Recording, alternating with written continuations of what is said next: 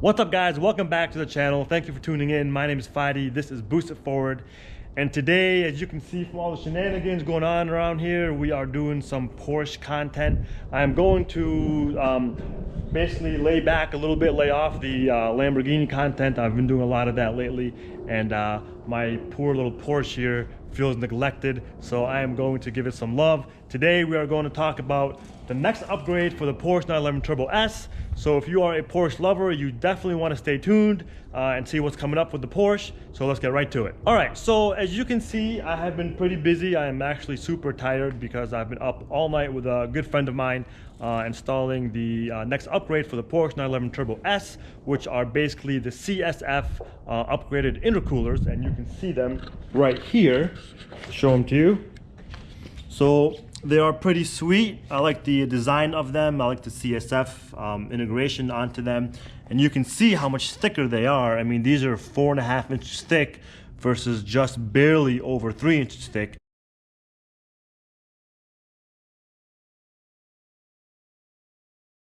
So you can see them on the Porsche here. I've already installed one side of the intercooler. As you can see them right here. Check them out.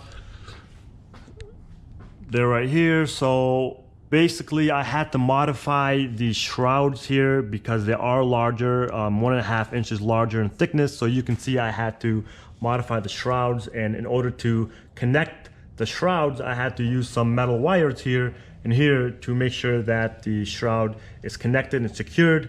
So we'll see how these work. This is just the first side of the intercooler, so we have to do the other side as well. It took a lot of time because I don't have the tool to remove the wheel for the Porsche, which I need to get, which is actually it's on the way now. I already ordered it, so it's coming. But it's a pain in the butt because I didn't have the tool to remove the wheel. So we had to kind of work around things and get all that done with the wheel being in place. Okay, so the main question is now, how well do these intercoolers work, right? This is what this is all about. So what I'm gonna do is I'm going to complete installing the other intercooler on the other side of the car. I'm gonna go out and I am going to data log the car and I'm going to see what kind of intake air temperatures we are getting with the new intercoolers. Keep in mind that I've already done this with the OEM intercoolers and I already have that data. So what I'm gonna do is I'm gonna overlay the graph with the CSF intercoolers and the OEM intercoolers, and I'm gonna see what the difference, and I'm gonna share that information with you guys.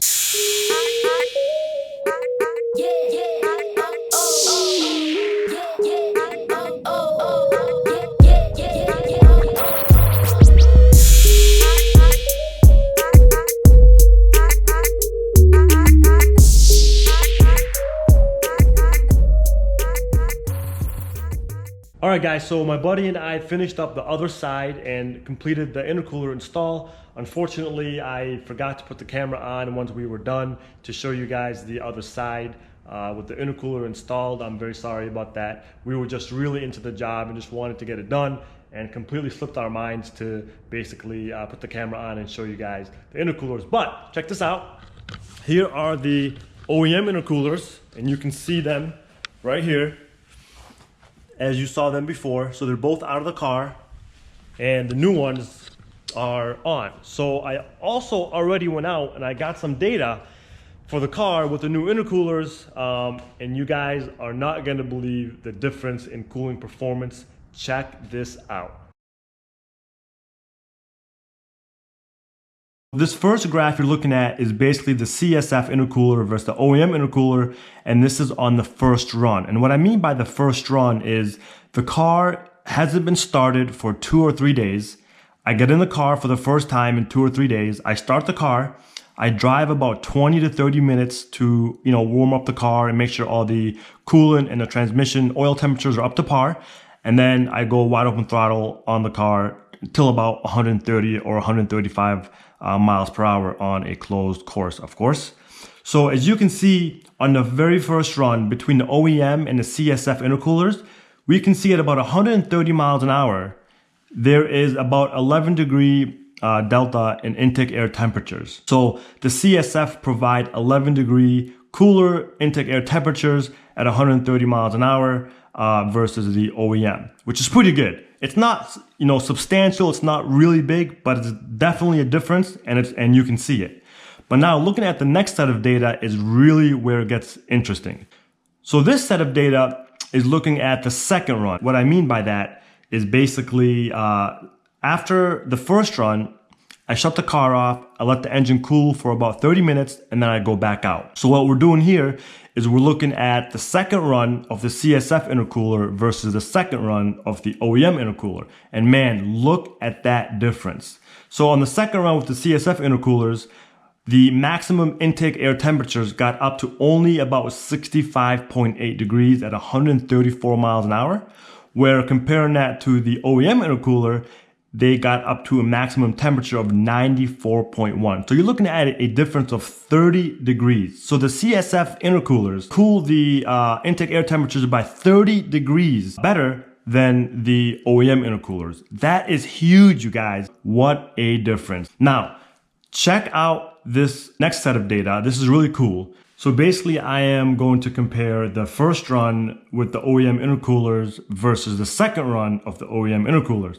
So keeping in mind that the first run is when the car was basically on a cold start, and then the second run was when the car was more warmed up. So look at the variance from run to run with the OEM intercoolers. The first run, as you guys know, the maximum intake air temperatures were 71 degrees. And then look at that. Just 30 minutes later, I go out and make another run, and they jump from 71 degrees to 91 degrees at 130 miles an hour.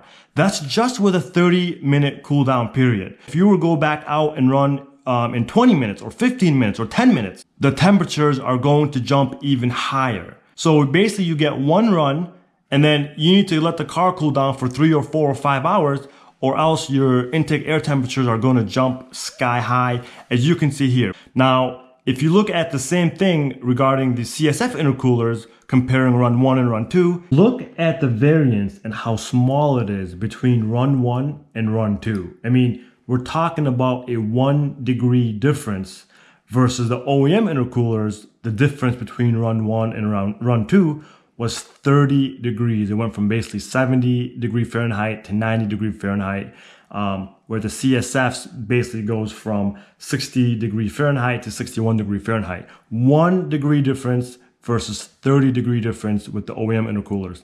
Talk about efficiency, and these intercoolers really performing the way they should and as advertised. I am super, super impressed. So to conclude this video, I want to say that I'm very impressed with the CSF intercoolers.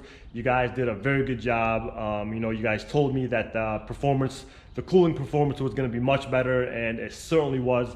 So thank you so much for that. And by no means is this a sponsorship video. They did not sponsor me. They did not give me the intercoolers. I had to pay for them. This is just my review of the intercoolers. And as you saw, the cooling performance of these are very, very good. Hopefully you guys found this video to be informative. Hopefully you liked it. If you did, make sure you subscribe to the channel. Make sure you hit the thumbs up button, and also make sure you hit that little bell to get notified when I post videos. That way you don't miss any of my uploads. Thank you so much, guys, for watching this video, and I'll see you guys next time.